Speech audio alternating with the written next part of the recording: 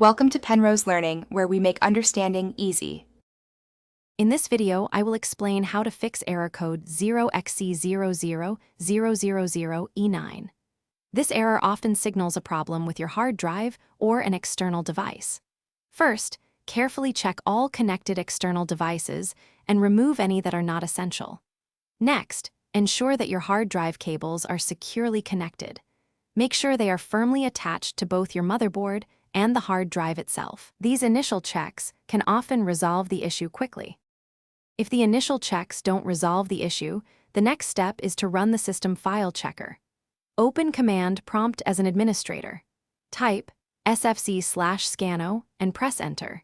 This powerful tool will scan your system for any corrupted files and attempt to repair them automatically. Please allow the scan to complete 100%, as this process can take several minutes to finish.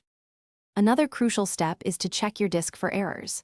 Again, open command prompt as an administrator. Type chkdsk/f/r and press enter. You might be prompted to schedule the scan for your next system restart. If so, type Y and press enter.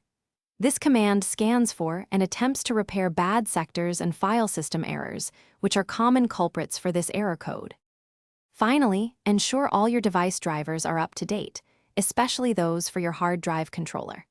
Visit your computer manufacturer's website to download the latest versions.